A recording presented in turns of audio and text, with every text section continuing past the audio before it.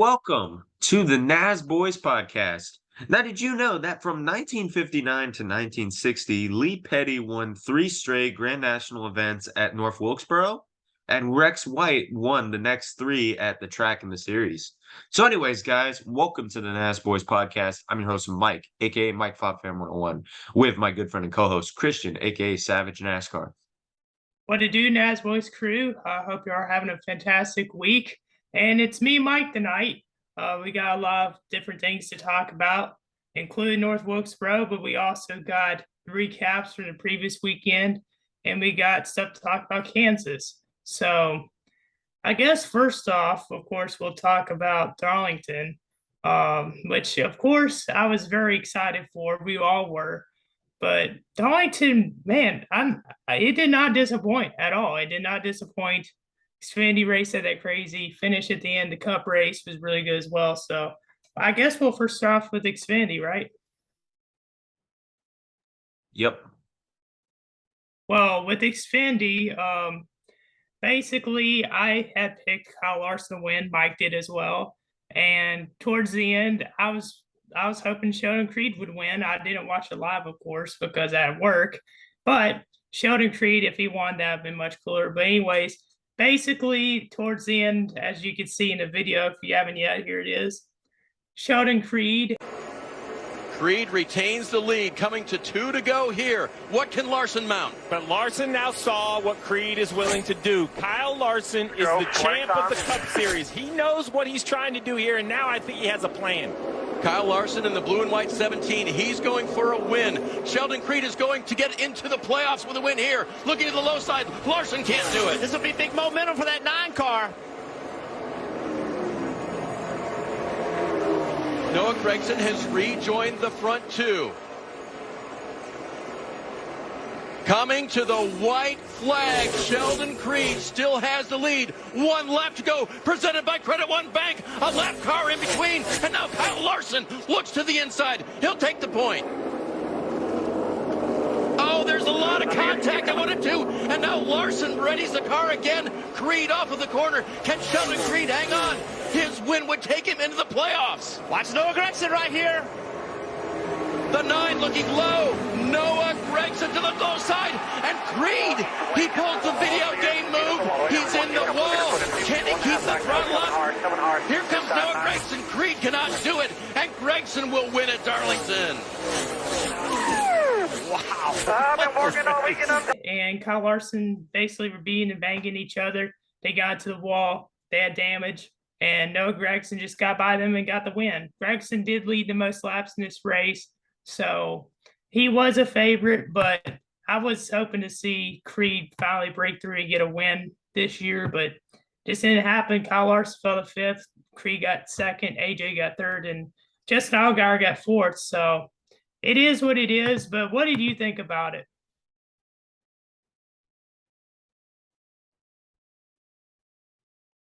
Sorry, I gotta cut that out. My dad walked in the room. Anyway, 1, 2, 3.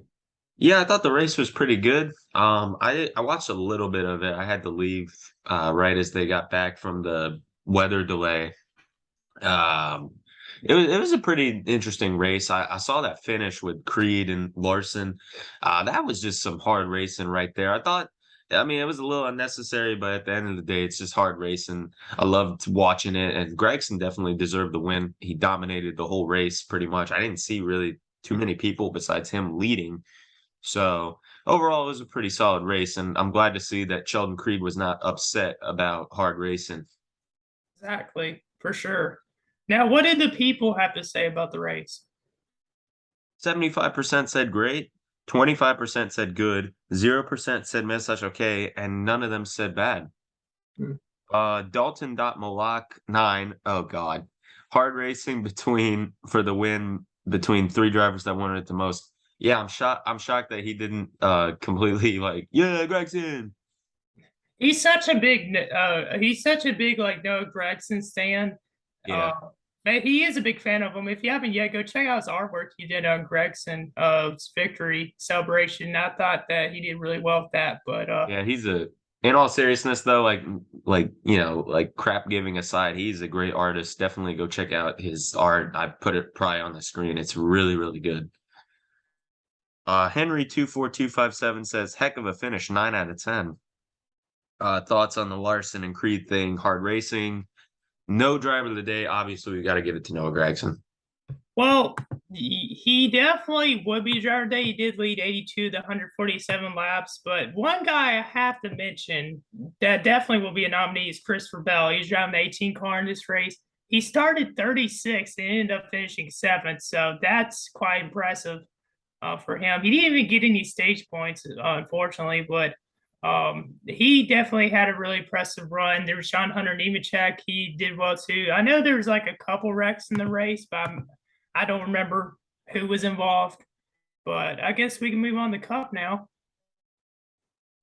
Yeah. So with the Cup Series at Darlington, it sold out. It's the 7th race this year to sell out in the Cup Series, which you love to see it. You love to see it. You know, back in the day, back in the 90s, it sold out every single race. So hopefully that's going to be the case from now on. But Darlington, I was hoping I could go this year, but just wasn't able to. Maybe I could go to both next year. We'll see.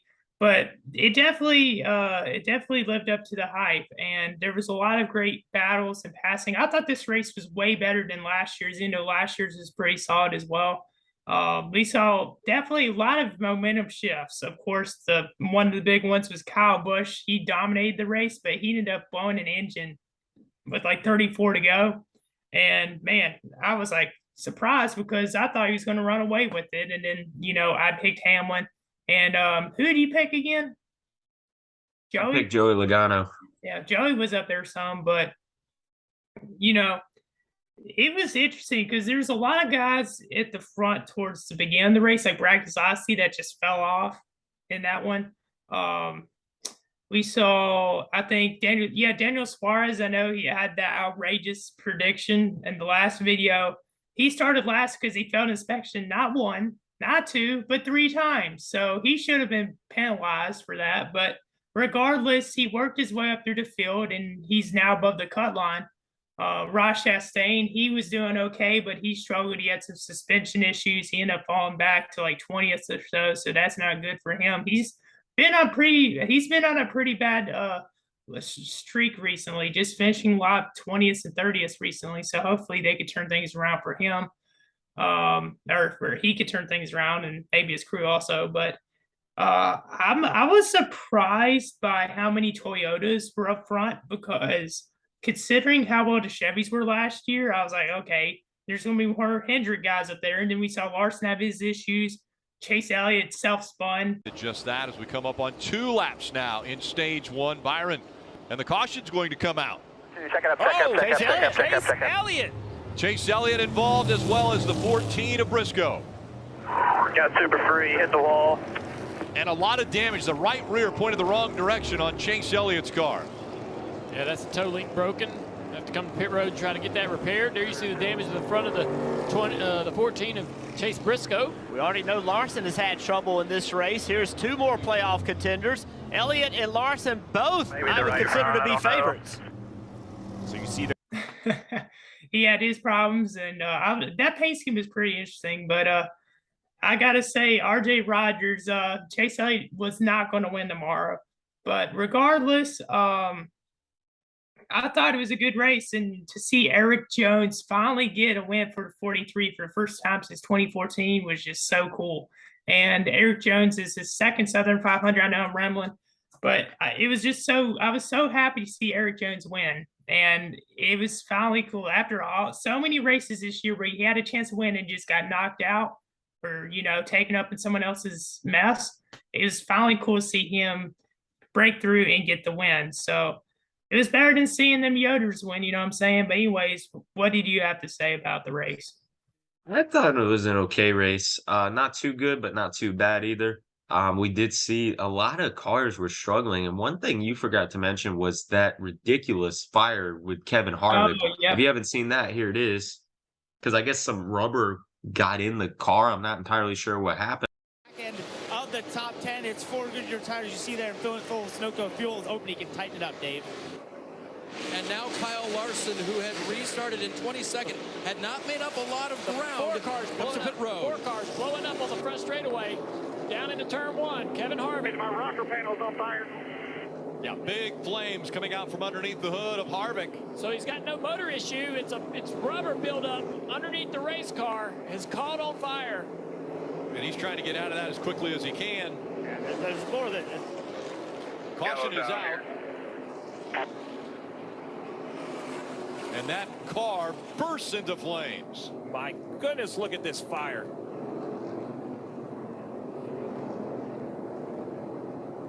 Great call by Kevin Harvick, stopping and getting out. This thing is just ablaze.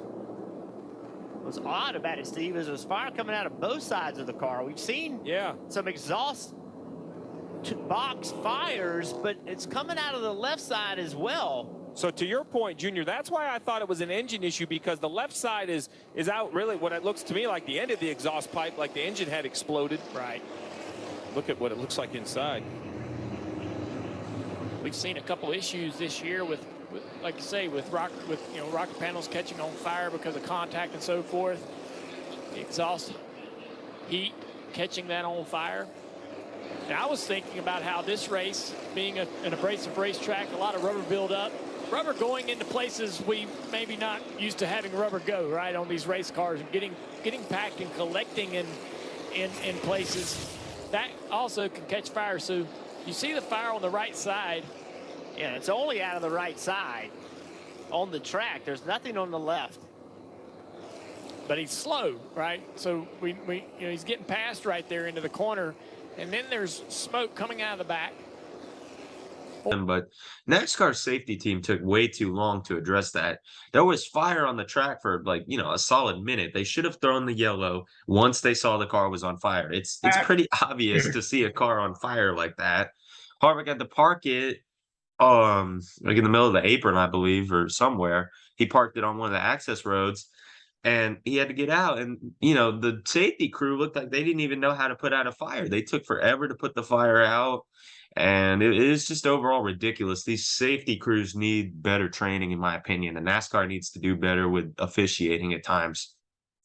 But I get your point there.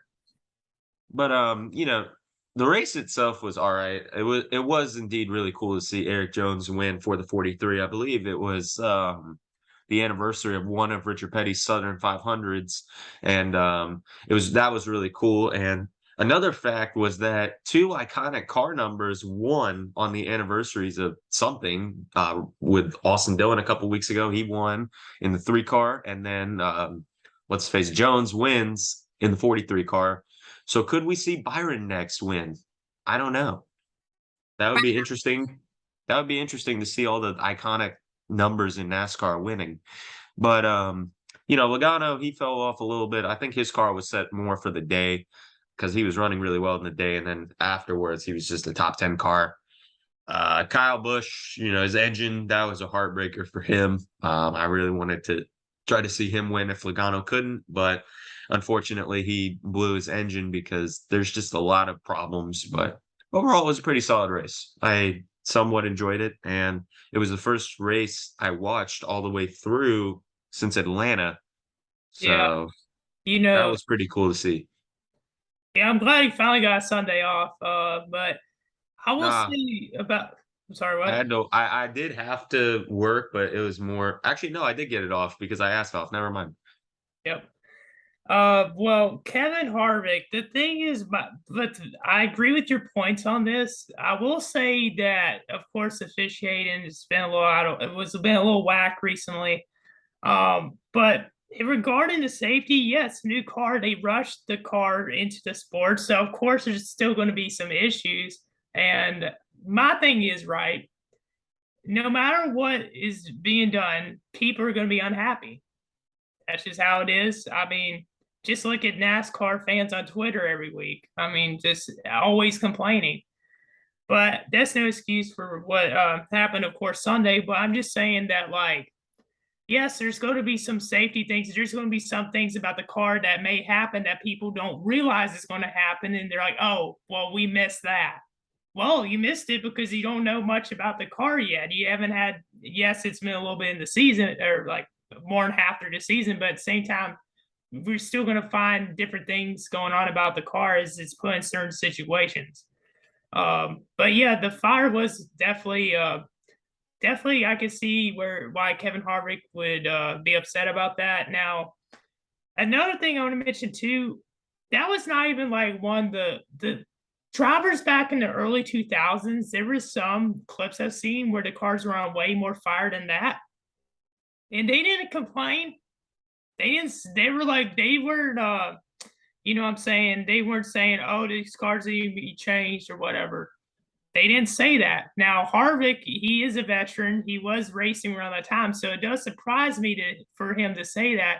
And if you look at the onboard view, the fire, yes, there was fire around him, but it wasn't like literally like a blaze to the point where, for example, Ryan Newman at Michigan one year.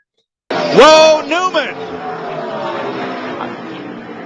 Get to the bottom, clear low. That is a big-time engine explosion right there, big time. He needs to get that thing woed up and get out of it. That's oil. That's oil fire is what that is. Clear, get to the bottom. And you see he's still running well over 100 miles per hour with the engine not running.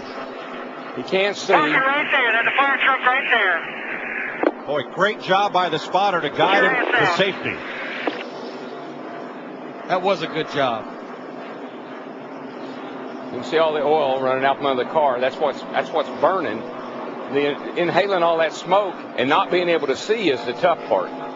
You know, something like that. It didn't really engulf the whole inside of the car until like 30 seconds after he got out.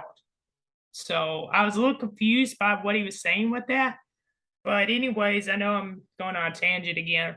But that's all I really got to say about that. I mean, it's just there's still going to have some things they're going to have to work on. And of course, the safety teams, I've noticed recently, like even when I went to Wilkesboro last week, the safety crews took forever to get on the track. And they did. It seemed like they didn't really know what they were doing. It would take 20 minutes for them to get two cars separate from each other. So it's just like, you know, I feel like it's not just a Darlington issue. I feel like there's other tracks too that they just don't have. I don't want to say proper training, but they just haven't had enough experience. Yeah. I think Harvick was more upset about the parts of the car, not necessarily the flames, because apparently from what he was saying, the flames were going in the dash, which is really bad, but it just seemed like he was upset about the parts for the most part. Yeah. He said they're like cheap. So I don't know how I feel about that because I like the next gen car. I think it's provided great racing. They did rush it though, however. They need to do something about it in the off season, like to fix some of the issues, especially the tires. You know, the tires have been much better than in the beginning of the season.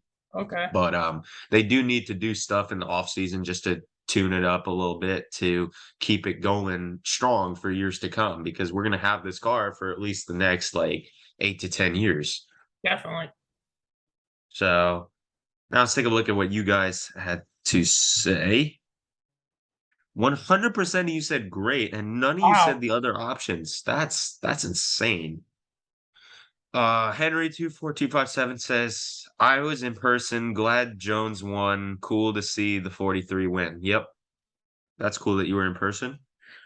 Dalton.malak_9 says, lots of drama for playoff drivers and an underdog win. Solid 9 out of 10 in my opinion.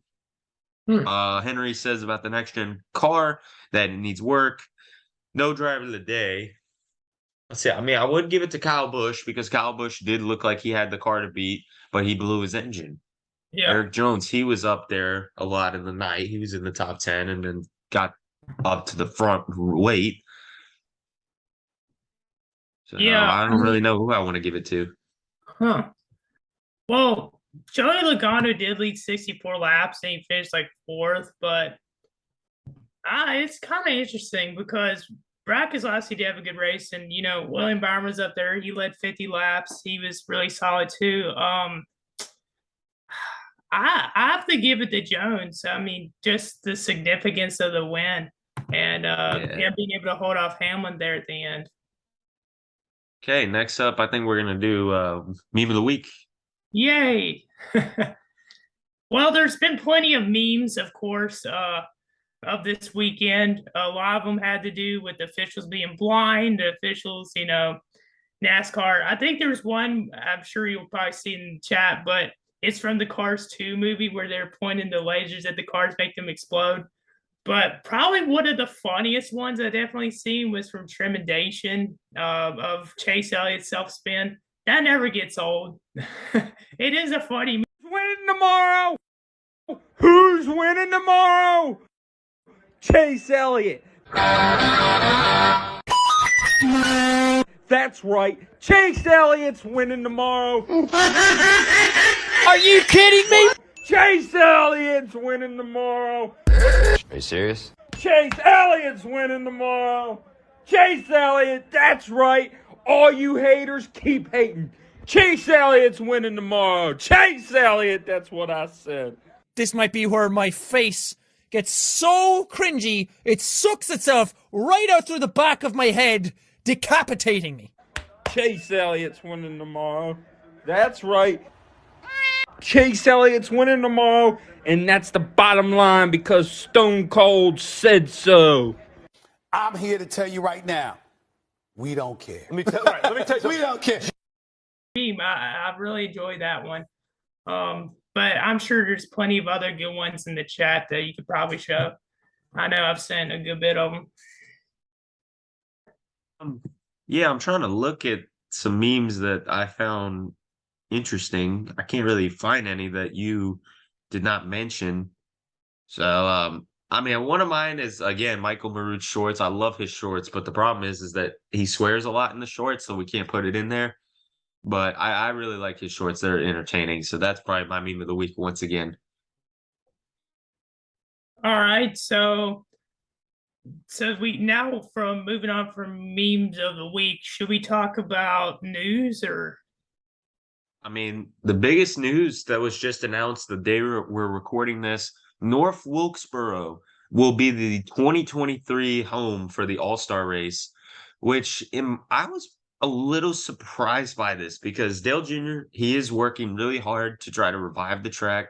I believe that he made it like a late model event, and then he was in it, and a lot of other great late model drivers were in it.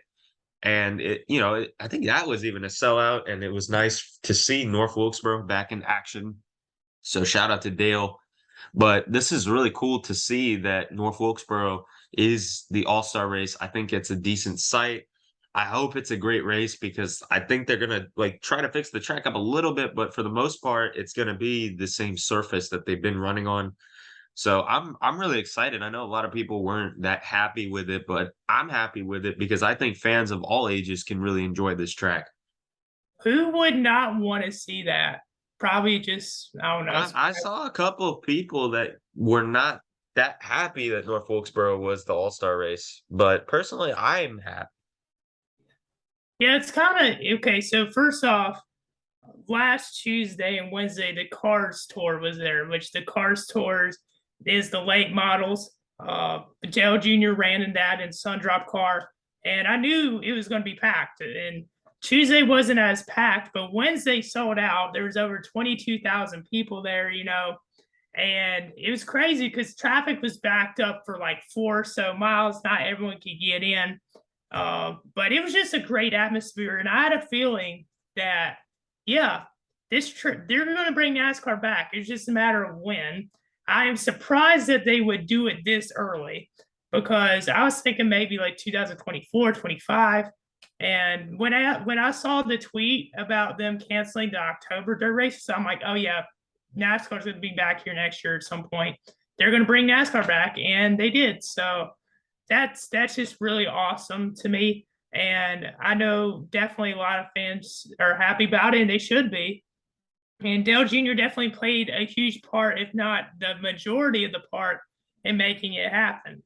And he's been promoting the track. He basically helped restore the track also. And it is just a big shout out to North Wilkesboro staff and everything too, because they handled everything well. I mean, the event was great. They definitely on Tuesday when it poured rain, they had equipment ready to dry the track, and they did. And a lot of cars were there also. They were very efficient on time. So they had a well organized schedule. Now, the only thing that I'm really like concerned about in all this is are they going to be able to open like more grandstands? Because they're not going to have enough space. And considering what I saw for the late models and how excited people were to see Junior, it's going to be traffic backed up to like early in the morning before they're not everyone that bought tickets going to make it in. So they need to figure out how they're going to do this. And I'm pretty sure when the tickets are available, they're going to sell out. So I'm looking forward to it. I want to go, and I'm so happy that North Wilkesboro is back. If you saw my video I did on Wilkesboro that I put it on Tuesday, I sort of talked about it some at the end as well of that video. And yeah, I mean, Wilkesboro, I wasn't alive when they raced NASCAR back in the day, but I could definitely get, and I see and I've heard how much it meant to people and how much it meant to NASCAR. I mean, they raced there since the 50s, and to see it come back, one of the oldest tracks ever, in the United States and in stock car racing, they could finally race there again. And I know that they're going to do a lot more renovations for sure. From my experience there, they need to fix the bathrooms because porta potties ain't going to work there. I hate porta potties and they smelled horrible. So they need to have functional bathrooms. They need to have some, better signs. And I guess they're going to have more seating for certain people because I know for the handicapped people, basically you're on top of like the seats that go down. You're like right on top of it. You don't have proper seats. So, I mean, someone could easily fall off. But other than that, I think that they are a great host. And I think it's way better than having Texas as an all-star race. So I was very happy to see the announcement. I kind of knew that it was going to happen at some point. So that's all I really got to say. Yeah, I mean, I know it meant a lot to the fans down in Wilkes County because I saw something. I was watching a video a few months ago, and it was about North Wilkesboro, and a lot of fans were unhappy that they left because they felt NASCAR was going away from their roots, because this was around the time Texas was there, and NASCAR was getting insanely popular with Jeff Gordon and Dale Earnhardt becoming superstars, not just in NASCAR, but in my opinion, the world in general, it seemed like. But yeah, a lot of fans were unhappy that they left Wilkesboro and they ended up going to Texas. And that's kind of ironic that now Wilkesboro is taking the day from Texas. But like I said, I'm very happy to see this track, and I'm really excited to see the race. Yeah, for sure. Now, at some point, I don't know if you're able to, but maybe you could put like a poll on the Nasboys story about what do y'all think about it? Because we want to hear from y'all too. If y'all are watching this, comment down below your thoughts on NASCAR going back to Wilkesboro. So want to see y'all's different vantage points. Please do. So now let's get into our picks for this weekend's races over at Kansas. Joey Logano is the playoff leader right now since he got the most points with laps led and also stage points. I'm going to go first off for the truck race. Finally, they're racing. I'm going to go ahead and say Zane Smith. All right, I need to pull up my playoff grid again to make sure I get who. Okay, I remember who I picked for Kansas now, but the Truck Series. Okay, I'm looking through the entry list, and Zane Smith. I don't know why, but it seems like every week we have the Truck Series. Either me, you, or Cam pick Zane Smith, so I don't want to pick him. He's just that good. I mean, the thing is, though, right? Zane Smith is really solid. I just don't see him winning at Kansas of all places. I mean, that's just my personal opinion. You know what? I'm going to say Brian Priest wins. Brian Priest, interesting pick. Yeah, I mean, he's done well before there. He did have a bad wreck there in the Cup Series a couple of years ago, but oh yes, I remember that. He's really solid at intermediate tracks. So for the Xfinity race, I'm going to go ahead and say Ty Gibbs. Ty Gibbs. Huh. Your favorite driver? Well, the Leprechaun, he is really good at tracks like this, but the 54 has won at Kansas a lot. I mean, Kyle Busch used to win at Kansas all the time in the Xfinity Series, so that is tempting. But I want to do something risky. You know, I always want to do something risky with picks. So I'm going to say Brandon. No, I'm not going to say Brandon Brown. Psych. I'm going to say Brandon Jones wins. I don't know how I feel about that pick. Me- So for the Cup race, I'm gonna go with a risky pick too. I'm gonna say Christopher Bell wins. Well, I'm sticking by my picks that we made last week, so I'm picking Larson. But I after seeing what Byron did last week, I think Byron has a chance to win. I Yeah. can see Bell having a chance to win. And I know this may sound crazy, but I think this is probably going to be one of the most boring races of the year. I do not like this track at all. And for those that have watched since last year, know this is one of my least favorite tracks. So, you know, is what it is. I could care less, but I could see Kyle Busch doing decent, but I think he's going to wreck. He's wrecked a lot of Kansas in the last like 10 years. I could see Daniel Suarez doing decently, but I'm going to say Bubba Wallace is a sleeper pick because if you saw how he raced like at Darlington, Charlotte, he ran pretty decent at Texas and All-Star race. Atlanta, one of the Atlanta races, he was up there. So Bubba Wallace is someone that I think could contend for the win. I know it's a little surprising.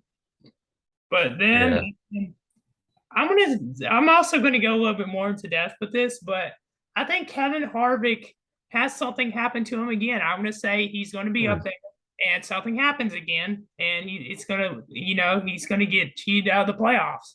I just think that's gonna happen. I could see Brad Keselowski doing decently in Kansas. He's won there before, but then something happened to him too. I don't think there's going to be like many wrecks. I'll say there'll probably be one, but the rest of it, I think there'll definitely be some mechanical issues. Yeah, I think I have to agree with that. Now, what about the Xfinity truck? Do you think that there's going to be any like crashes, or do you see there being a lot of entertainment in those races? I think it'll be somewhat entertaining because, like, I like Kansas. I'm not the biggest fan of Kansas, but I don't hate Kansas like you. I think there'll be solid races.